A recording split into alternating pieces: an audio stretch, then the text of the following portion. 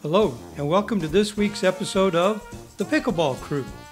We are a group of pickleball fanatics based in southeast Louisiana and are passionate about all things pickleball everywhere.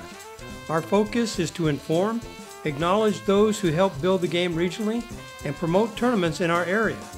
We do our best to present this with a love of the sport, a sense of humor, and a lot of fun. So join Vicki Wynn, Ken Wynn, Jeff Fuchsia, and me, Bud Klein, in our latest episode. We are glad you are along for the ride. Petra Reynolds and Tony, also known as Keith Beauregard, who are Level 2 credentialed USAP referees, join the crew to discuss new pickleball rules for 2024. As usual, Jeff provides us with his latest Burr Under My Saddle concerning poaching. Vicki will tell us to save the date for a special event with her shoutout. And Ken will wind us up with his previews of local and regional tournaments. Stay with us for another great episode. Welcome to the 35th episode of the Pickleball Crew. And by the way, our last episode garnered a record 1,230 views. Excellent. And we really appreciate that to all of our viewers out there. We have with us tonight Petra and Tony. They've been with us before. And they're going to talk to us a little bit about the new rules.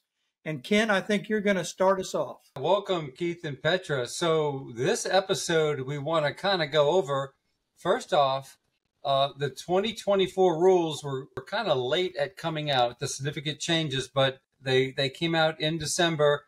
And we want to kind of go through them rule by rule and let Keith and Petra, who are official referees for pickleball, let them kind of explain to us their understanding of the rules, and then we'll just kind of give our feedback if we've experienced the use of the rules. Let's go ahead and start with the list from USA Pickleball. These are the significant rule changes for 2024.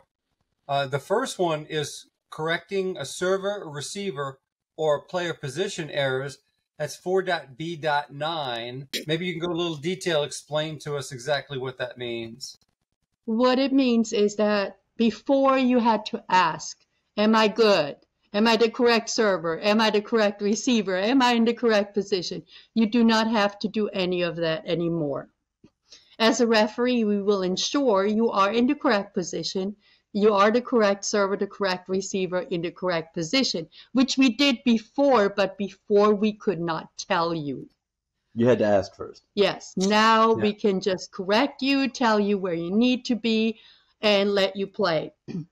Now, this rule actually happened in the middle of last year, and a lot of people had a lot of problems with this rule change because they felt that it's people's job, duty to know where they're supposed to be if they're playing. Me personally, I love the rule change because I never liked having to wait and then go fault.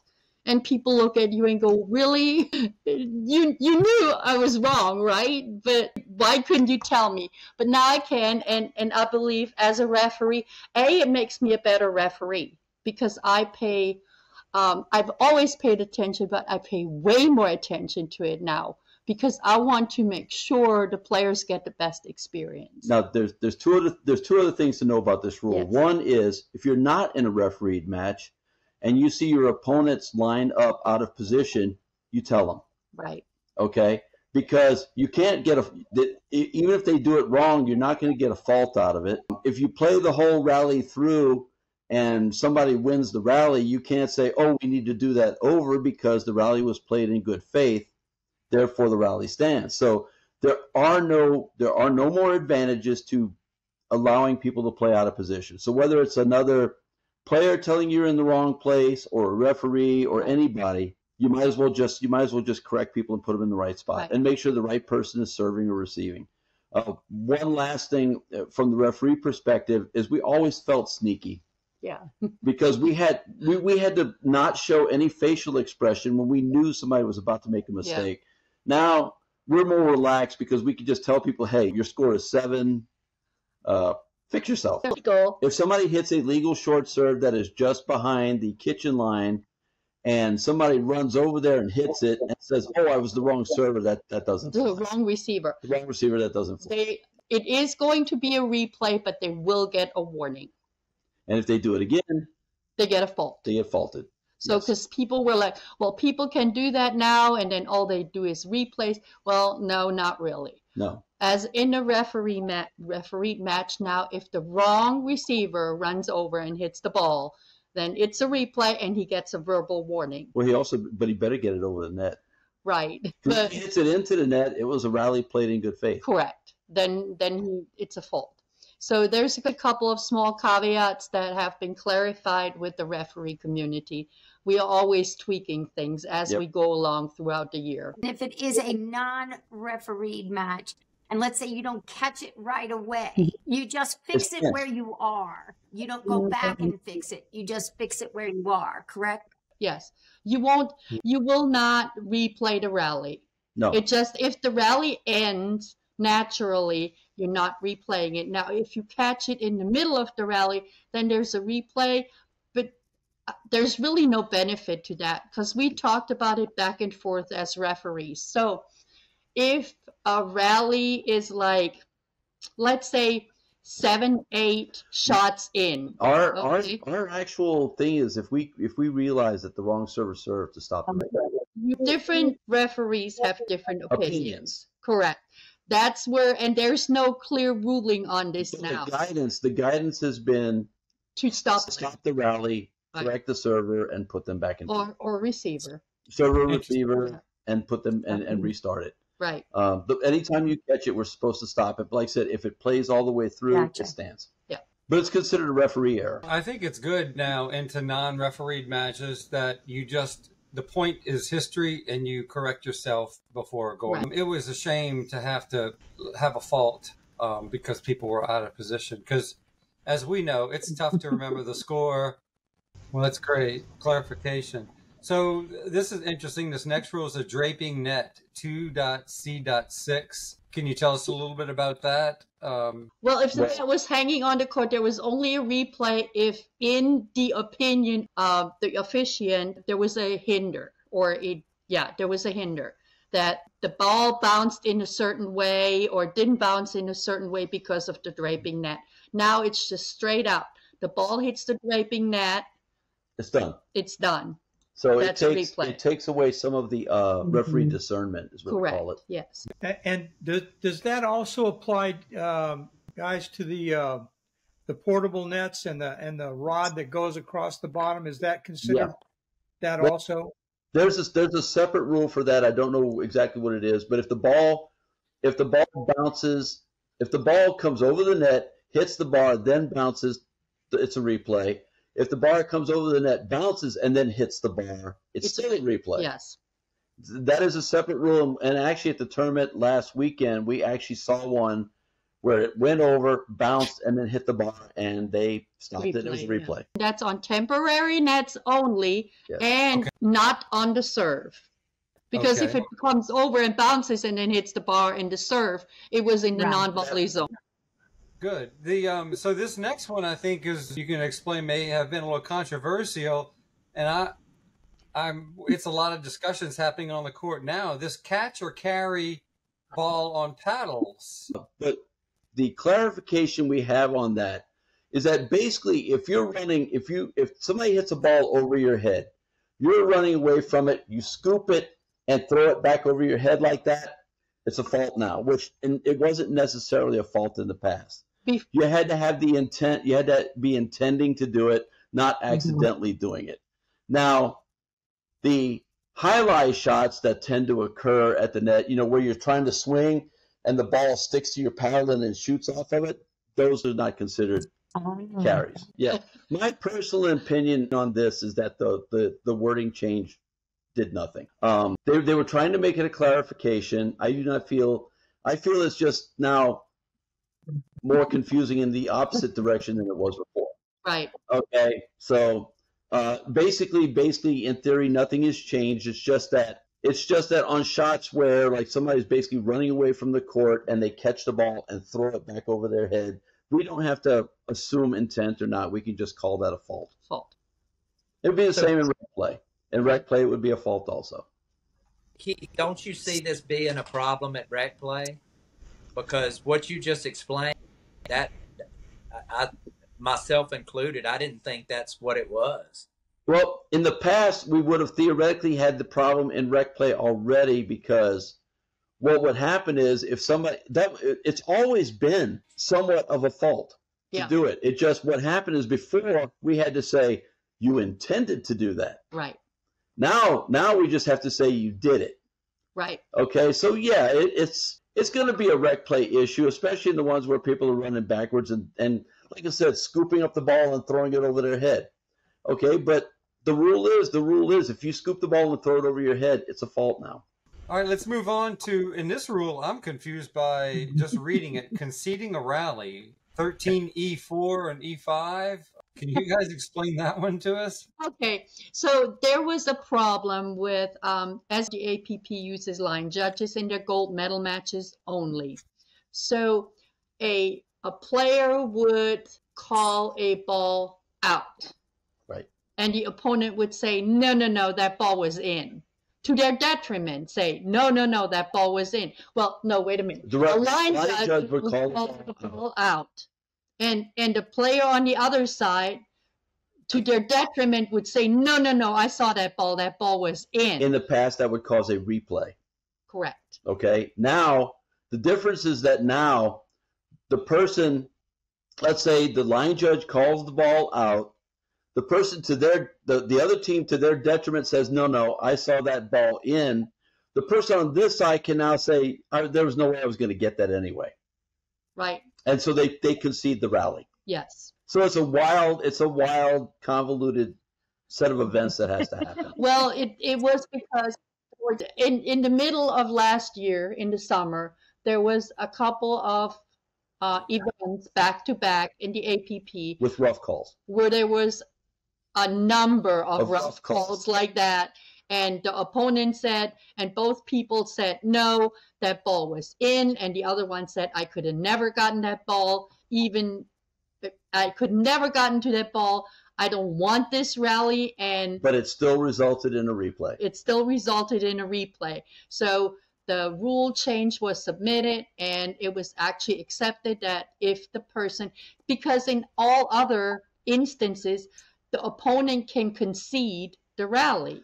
The opponents are in every other rule in the book, the opponents are able to override the referee to their disadvantage. Correct. This was the only situation where they couldn't. Right. Mm-hmm. So now, in every situation, you can override any call to your disadvantage. So let's talk about this in rec play. Okay. Somebody hits a ball and the ball is 3 feet inside the baseline. It's a legal shot. All right. On the other side, I can go, that ball was, and it's to my disadvantage. You saw it 3 feet in. Everybody saw it 3 feet in. If I say it's out, it's my right to override. Yeah. Yeah. So basically it gives the opponent a chance to be sportsmanlike. Yes. Show sportsmanship and say, no, I should not get a replay because that ball was clearly in and I clearly could not have gotten it. Yep. So this is more of a tournament rule than a rec play rule. In some ways, in rec play, it kind of mimics what we already do. A lot of us already do in rec play anyway. Okay, we're playing with something, and somebody goes, your opponent's team says, I don't know if that ball was in or out. We'll go, that was out. Don't worry about it. Yeah. So it's just mimicking what a lot of people do in rec play in tournament play. Yeah, they just took out that one incident with the line judges. That was different than all the other things. Yeah. All right, we've got a rule 4K, which is the wrong score called, and I'll let you go ahead and elaborate on that. Well, if the wrong score is called, you have to correct before the return of serve. Right. Okay. If you stop play after the return of serve to say the wrong score was called, that's a fault. You're saying, Petra, like catch the ball when they serve it? Yes. Right. This can be rec play or tournament play. Correct. With or without referees. Correct. If the score is 4-2-1 and I say 3-2-1 and then I serve and you catch the ball and go, you called the wrong score. Oh, and then I go, oh yeah, right. You give it back to me. It's a reserve. Now, if the score is 4-2-1 and I say 4-2-1 and then I serve and you catch the ball and you say that was the wrong score and it was the right score, that is a fault also. That's a fault on you. For catching the ball. Yes. So if you're going to catch the ball, you want to make sure that the score really is wrong. What if Keith? What if Bud doesn't call the score? Do that. It's actually a different rule. If he doesn't call the score, you can catch it and go, I didn't hear the score. Right, because the ball is not live until a score is called. If you think about the way referees work, because I had this happen a couple of times over the weekend, if you serve the ball before I start calling the score at all, I say give him the ball back, wait for me to call the score. If I say the first digit of the first number of the score and then you hit the ball, I call a fault because the ball went live as soon as I started saying those three numbers. Right. Right. So if he doesn't call the score, Well, it's not there's live. no rally. There's no rally. There's no rally. Right. Be known that's the Bud rule. He calls the score. Don't feel like he call it. So Sometimes somebody can score, but not the server. He's got his own way of doing things. Well, there are people in rec play that don't call the score, and I've just caught a serve before and said, "I'm sorry, what's the score?" I didn't hear anything, or I could just say, "I'm sorry, I didn't hear it." I'm not trying to make a big issue of it, but if I didn't hear a score, I'll catch it and ask them to just. Right, because how do you know that it was the correct server if you didn't hear a score call? The other one in rec play that people could really use to correct is that after a rally, let's say me and my partner are walking back to the baseline to set up for the next receive. All right. While we're walking back to the baseline, the server on the other team goes 3-4-2 and then waits for us to get set up before we serve. That's not the way it's supposed to work either. Right. You're not supposed to call the score till all four players are ready. Right. And the big reason for that is because one time in the past, I caught a ball and threw it back to somebody because he would call the score right after the rally ended. And then while I was turning around to set my feet, he would serve before I was ready. And finally I told him, I said, Bud, I'm not you, Bud. Good man. Slow down. Like, slow down, let me get set before you serve. And that also, the other reason is because after the score is called, you have 10 seconds to make your serve. If you take longer than 10 seconds, then a fault can be called on you. Not in Bud's world, Petra. Well, I think Bud needs to take the referee class. But what I was going to say is with what you just said is because I watched a video where this guy evaluated all the rules and he made the distinction between a live ball and then the ball being in play. And so just like Petra, you just said you've got 10 seconds to be able to serve that ball. That is a live ball, but a ball that's actually in rally is what a ball in play is, correct? Right. And this is another rule that a lot of people should know, okay? I'm a referee. I call the score 2-3-1, okay? And for some reason you realize you're not going to serve within that 10 seconds. Just look at the referee and go, am I good? Or did you call the score? Or ask me any question. Ask me about my kids. I don't care. All right? And I will go stop play. I will recall the score and answer your question. And that actually stops the 10-second counter. Correct. And resets it. Basically, ask the referee any kind of question. We will stop play. We will give everybody a chance to reset. We will recall the score. Okay, so the last significant rule in the list is an equipment timeout. And it looks like in the past you would have to use a personal timeout for an equipment change. Is that correct? That was actually from last year. Those two are from last year. Did they just fix some wording or something? Yes, the equipment timeout there's no limit to equipment timeout. It only states a reasonable time. A reasonable amount of time. Correct. And the way a referee judges that is, let's say your paddle breaks and you don't have one on the court. Okay. Right. We can give you time. We'll call an equipment timeout. We will give you a chance to find a paddle from somebody in the crowd. If you say I need to go to the vendor and I'm going to buy one, we will do that. If you say I've got one at my home, it's 15 minutes away, we're going to go, that's not reasonable. Right. Okay, so we have the leeway to judge what's reasonable. Correct. And basically the most that we will give you on a reasonable timeout for that is to go buy one from a vendor. Correct. So interesting. Yep. Well, that's a good recap. Guys, any questions at all on what's considered the significant 2024 rule changes? So the other one that actually got added is there's now official rules for mini singles. Yes. Mini singles is now an official game recognized by the USAP. And it is actually tournament approved. But we have the medical timeout, okay? So there was a change with medical timeouts. A medical timeout is 15 minutes. So it starts when the medical personnel arrives at the court. That's when the 15 minutes officially start. If you have to be transported, the time stops. We go with you to wherever you need to be transported to, and then we start the time up again, okay? So that's the total of 15 minutes.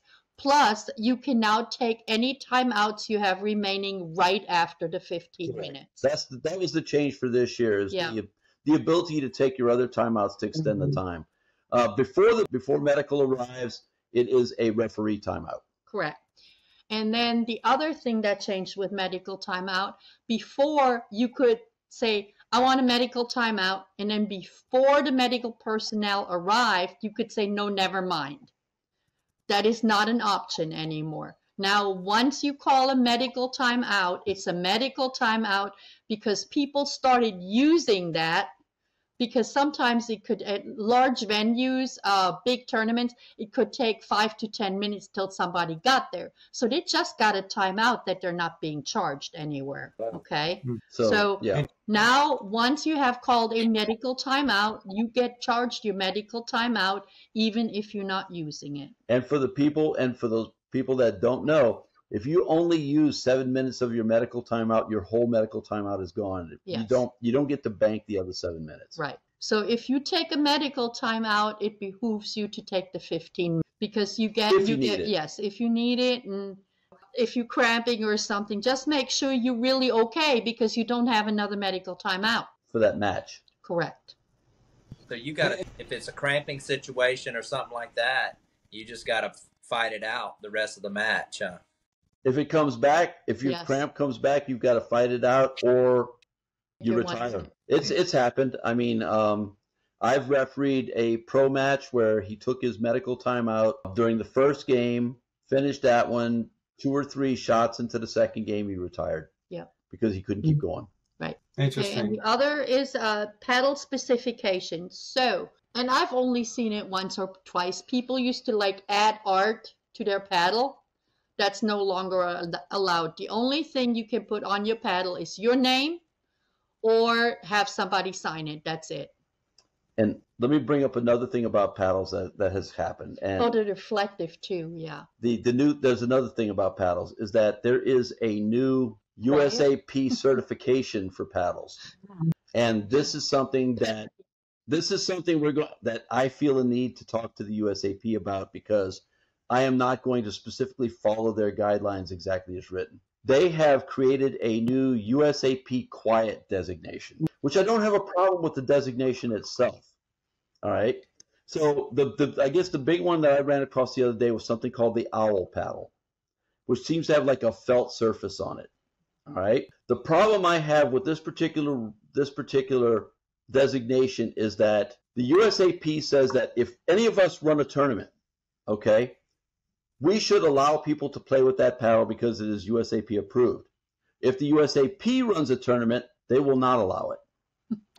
And I'm going, my take on it is, if the USAP will not allow it at a sanctioned tournament, I am not allowing it at a tournament I'm running. So, and I'm even going to contact company Owl that has that designation and let them know I will not allow their paddles at tournaments that I run. Well, and one of your rationales is a lot of players actually listen to that pop. So when that pop's not there, that kind of throws them off. And I mean, this thing makes no, and I don't have a problem with the idea of a quiet paddle. I mean, it's going to be a necessary thing, but there can only be, especially from a referee perspective, there can only be one. Either a paddle is approved or not. It can't be approved for play sometimes unless you're playing something that the USAP is running. It's the convoluted designation that drives me nuts. Now, someone at the Masters over the weekend, I guess, got asked to not play with the paddle. I'm not sure what it was, but I think it maybe was a white paddle, which we've seen some people run into trouble with white paddles. Is there a specific ruling on that? Reflective surfaces. Yes. Yes. Anything that kind of throws that can glare. Yes. Like Selkirk had one white with gold in it. The MacGuffin ball. You notice that you no longer see that anymore. You know who that was? That was actually the young man, the 17-year-old who beat Ben Johns. He had to give up his white paddle and play with his red paddle at the last minute. Yeah, that's right. Yep. Yeah, he's quite impressive. I've seen because they interviewed him at the end, and he said, "I had to switch paddles at the last minute." The tape that goes on the outside, the protective tape, because I've seen people use very sparkly, glittery. You cannot do that anymore. That's done. No glitter, no sparkle. Right. It has to be like no bling. No bling, right? Yeah, because I've seen people put the little bling tape on there. You can't do that. You can't do that anymore. That's all illegal. Well, now I got to change my paddle. I'm gonna be up all night taking rhinestones off of the edge. You're just a rhinestone cowboy.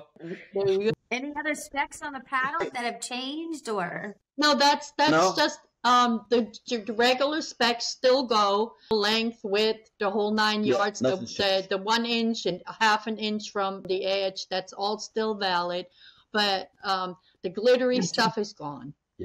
Yeah, there was just too many problems for people, especially the pros. Well, good. Well, that was a great recap of the 2024 rule changes. 1 year now since the 2023 rule changes, which outlawed the spin serve. How has that played out 1 year later? Has there been any pushback from the 2023? I know the other one was color of clothing. Have you had to ask somebody to change the color of their clothing because it matched the ball?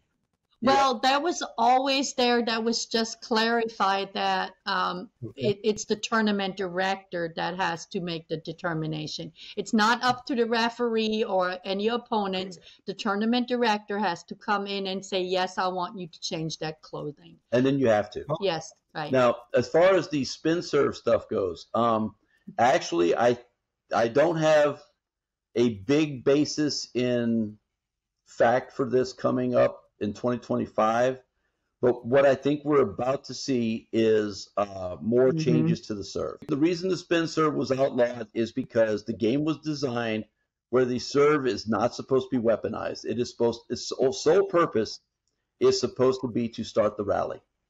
And I think what you're going to see is modifications to the service rules to de-weaponize serves. Yes, and I don't know if you watched any of the Masters this past week. The pros are serving differently, and that was a tryout. And actually, the pro players asked for this change. They asked that the serve be de-weaponized. Right. Yes, that did not come from anybody else but the players. The players wanted to have design the change. Yes, and they actually suggested what they wanted the changes to be. So that was a tryout. Is it going to stick? I don't know yet. Is it going to become a rule change? We don't know yet. But the caveat also is, guys, every person can submit rule changes to the USAP. Is correct? You go to the USAP site and you can submit rule changes. And there've been some doozies. Yes. If you're ever interested, you go on there and you look at the rule changes. People want to make the kitchen bigger. People want to make the net higher. If the ball touches the net at any time, it's a fault on whoever hit the ball. Just right. Yeah. There are rule suggestions that are just wild. But yeah, and I think. I know the lead serve was submitted last year, and I believe it's going to be submitted again to bring the lead serve back. People are just like, the ball has a different trajectory on the serve if it hits the net cord. It does. And there's really nothing anybody can say any different. Your ball, if it hits the net cord, is going in a very different direction that your opponent cannot predict. We've actually all got, I'd say, I'm going to say this about everybody in this group, because it's been so long with it, we've all gotten pretty decent at running down net cords. Balls from net cords on serves, because we have to. Right.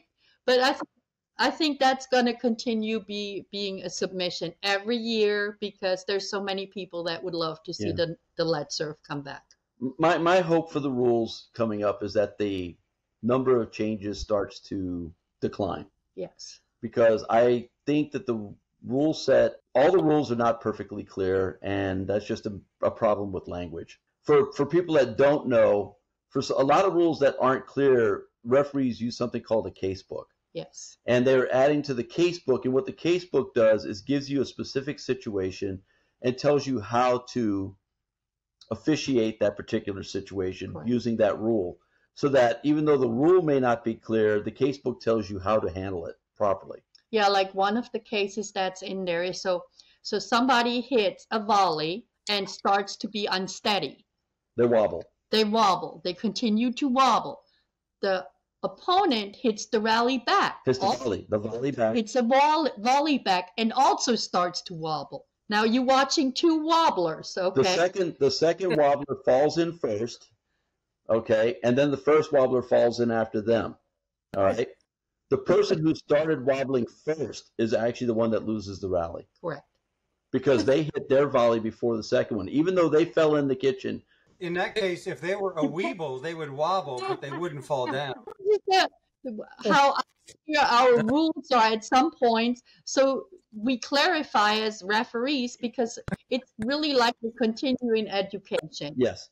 Well, things come up in a tournament, and then we discuss this stuff in our phone calls, and somebody goes, well, we need to make a casebook entry so people know what to do in the case. So we get, I have to say, we had our last training class was actually freaking outstanding. Yes. It was 6 people, and they were all highly motivated, and some of them are really sticking with it and coming to training and getting on the court and scoring and want to get ready for their level 1 assessment. But they're all like, oh my God, it is so much to read. Yes, it is. Because you guys just have a rule book. We have a rule book and a handbook and a case book. So there's a lot of things that players, and honestly, as a referee, there's nothing more that annoys me than a player going, is that really a fault? Okay. Have you read the rule book? So this is one of the things we wanted to bring up in this group. If you're going to play tournaments, yes, read the rule book. Please. Okay? Because if we do something, you go, that can't really be a rule, and I go, well, yes, it is. You get faulted. I mean, especially higher level players. If you're 4-0 player or better, and you play a tournament and you do something, I have no qualms on calling you on the most esoteric rule, because you should know it. Yes. Right. If you're trying to become that good, know the rules. Right. It's a big annoyance to be on the court and having to explain the rules to players in the middle of a tournament. I mean, you hear, please, at least there's a rule book, there's a player's test on the USAP site. Take it. Yeah. The worst one I've run across is I was at a tournament. I was playing this one, and somebody walked up to me and said, how does this whole kitchen thing work? And I went, oh my goodness. What's the deal with this kitchen? Even if you're just a rec player, it's also annoying to your opponents. If you do something, and you can't stop people from doing it. I always tell people, please, if you're interested in tournament play, find a referee somewhere close to you and say, hey, can you give me an overview? Because honestly, refereeing is becoming so standardized that you should always know what to expect from your referee. Yeah. When your referee says a certain thing, that's what's going to happen. Okay? If they don't keep changing our scripts on us. Well, okay. let's not go there. Okay. So we have to memorize these scripts. So, and please, anybody that's interested in referee training, feel welcome to contact us. Right. We'll put on another training. And you guys do a great job putting those trainings on, too. Thank you. Thank you. We appreciate that. Thanks. This has been a very lively and informative conversation on 2024 rule changes and getting some experience and interpretation from you guys. We really, really appreciate it. Our pleasure. Yeah, I have one that just popped up in watching that video too, that he said there were over 90 rules proposed that they had to go through and everything else. So we know it takes time, but there are some rules that they call just, there's some that are failed, some that pass modifications, but there's some that are held. How often do they go in and look at these rule changes and like even what they just tested with the serve over the weekend? How soon can you anticipate that they would be making another ruling on it? Usually they will only do that once a year. Right. We're not looking, the standard thing is January 1st of every year, a new rule book takes place. Correct. Only specific things happen will they make a change. I think the only 2 times they've done it was when COVID hit and for this change about putting people in position. Correct. That's the only mid-year change. That's the only mid-year changes I can think of. Yes. Yes. So in general, it will only be at the end of the year, beginning of the next year. Yep. They meet regularly and go over stuff because they have multiple meetings and discuss this, and then they vote. August, they lock it down. Yeah, and then they vote. But then also when they bring those changes to the board that they passed or didn't pass, the board can override. Yeah. And the putting people in place was one such where the board overrode the votes from the referees. Interesting. Because that failed the vote with the referees, and then the board said, no, we want that change. And the referees love it. Most referees. Yeah. All right. Good. Well, thank you, Tony and Petra. That was a really good conversation. It's always good seeing y'all. Good seeing you guys. Thanks for coming. Krewe, that was a really good conversation with Petra and Keith. We really appreciate them coming on. And now it's time for Jeff and his Burr Under My Saddle. You're burr under my saddle. You're a thorn sticking in my side. All right, people. This week's Burr Under My Saddle is about poaching. I don't see this. You don't see this in high level play, but you do see it in intermediate and beginner. I'll see people. They're thinking about poaching a ball, and it's like that center line. They're leaning over a fence or something. People, stop leaning on your poaches. Get yourself over there, cross the line. There's not a fence there. It's not illegal. It's actually a good play. Get on across there and get yourself balanced and hit your poach. I think in intermediate and beginner play, they think, I've heard people tell me, oh, I'm sorry I got in front of you and took your shot. Don't apologize to me. If you can cut the ball off before it gets to me, that is actually a really good play in pickleball. So not only should everybody poach and think about poaching, but when you go to do it, don't act like you're leaning over an electric fence like you're going to get shocked or something. Get on over there and do it. That's this week's Burr Under My Saddle.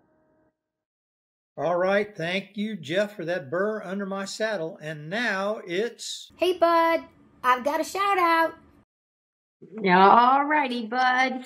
Well, and kind of my shout out this week is a little bit of a shout out, but it's also a announcement. And hopefully everybody will hold the date for us. But shout out is to Connie and Stephen Garcia, who are gracious enough to invite us to host our podcast. And so we're going to have a pickleball podcast party at Garcia's Restaurant on Highway 190 in Covington on Wednesday, February 7th from 5:30 to 7. We're going to put more information out there shortly. But the other good news is that there's a young relative of theirs, their offspring, Taylor, will be there. And we can't wait for that to happen. We'd like for you to show and come support her, come support Garcia's, and also come support our podcast. It should be a great, fun evening. And so we just want to make a little announcement about that. Back to you, Bud. All right, Vicki, thanks for that shout out. We're looking forward to it. That should be a really fun evening. And we've really never done a total remote broadcast podcast. So this is going to be something for us too. Hot off the press, it's time for Ken's tournament previews. Hey, thanks, Bud. Let's talk about 2024. We're going to start with February. February 2nd through 4th is the Winter Pickleball Blast at Mooney Park, Fort Walton Beach, Florida. We'll put the URL at the bottom of the screen. It's going to include singles, mixed doubles, and gender doubles. February 2nd through February 4th, this is the Dragon Slam Tournament at Stacks in Baton Rouge, Louisiana. Go to stackspickleball.com website, look for events tab, and you can sign up right on their website. We'll put the URL at the bottom of the screen. February 10th, this is a brand new tournament. It's Team Sportsplex indoors. It's going to be at the Team Sportsplex in Baton Rouge, Louisiana. Go to gulfcoastpb.com/tournaments. We'll put the URL at the bottom of the screen. This is a one-day tournament in Baton Rouge at Team Sportsplex. February 13th through 15th is the Pickle Gras Jamboree. This will be at the Foley Event Center in Foley, Alabama. Go to pickleballbrackets.com. Registration is probably going to be closing soon. There's already 110 people registered. February 16th through 18th, this is the 5th annual Southern Hills Polar Bear Pickleball Tournament in Shreveport, Louisiana.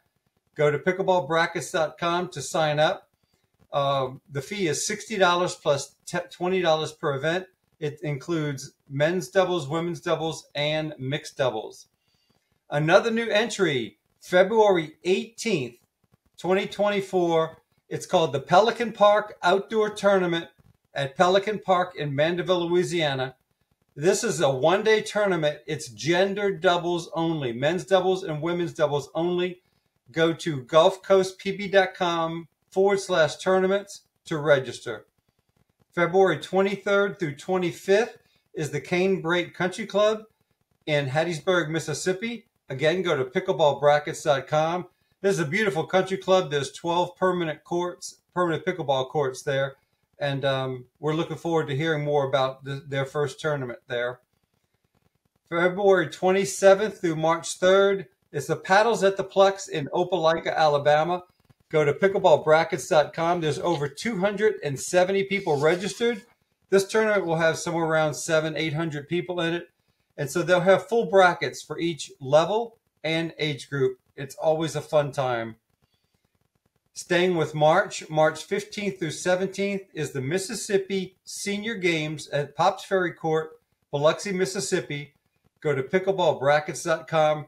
Remember, this is a qualifying year for nationals, which will be held in Des Moines, Iowa in the summer of 2025. So there's singles, gender doubles, and mixed doubles. March 16th and 17th, Paddles on St. Patty's Day, again at Pelican Park in Mandeville, Louisiana. Go to the URL at the bottom of the screen, which is Pelican Park's rec desk. Registration has officially opened. And again, they always do a good job putting on a tournament at Pelican Park. Also, March 15th through 17th, this is the first annual pickleball tournament at the Graywood Golf and Racquet Club in Lake Charles, Louisiana. It's $50 per person. There's going to be singles, gender doubles, and mixed doubles on 12 courts. Go to pickleballbrackets.com to register. March 22nd through 24th, save the date for Pickle in the Dell. This will be at the Crossgates Club in Slidell, Louisiana. Last year, they advertised on pickleballbrackets.com As far as registration has not yet opened, we're still waiting to get the final word on that. As it does, when it does, we'll definitely pass that along. March 22nd through 24th, Battle at the Beach, Gulf Shores Sportsplex in Gulf Shores, Alabama. This is a brand new set of outdoor pickleball courts. We're looking forward to playing there for our first time. We have not played there yet. Go to pickleballbrackets.com. It is $70 per person to register. March 29th and 30th is the Alabama Open in Clay, Alabama. Go to pickleballbrackets.com to register. April 6th, one-day tournament in Vicksburg, Mississippi. This is mixed doubles only, one-day tournament at Halls Ferry Park, which is a brand new complex, permanent pickleball courts. We've played there last fall and had a great time. Go to pickleballbrackets.com.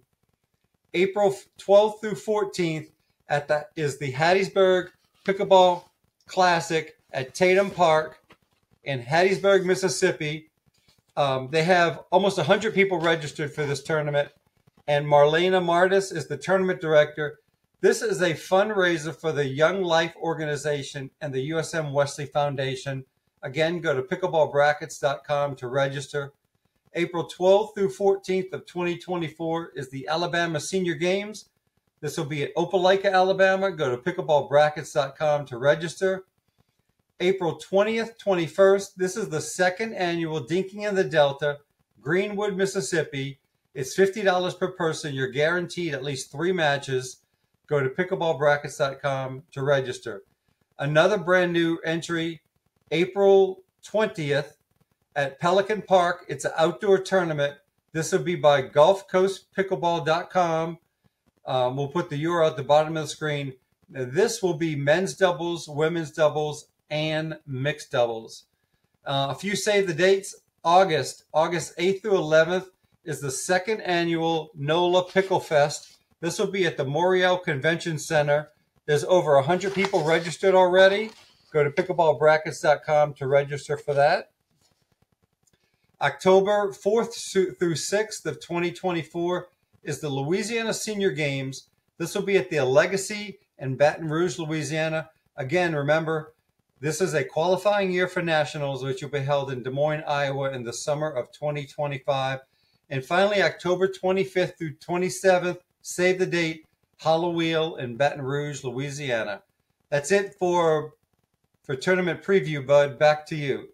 All right, Ken, thanks for those reviews. And now, unless anybody's got anything else, I think it's time for us to say goodnight. Good night, everybody. Good night. Hey, from the Pickleball crew, thanks for watching, and we'll see you all next week. Well, that's it for this episode. We hope you enjoyed it. Be sure to leave any comments, and please like and subscribe to our channel. Thanks again, and see you next week.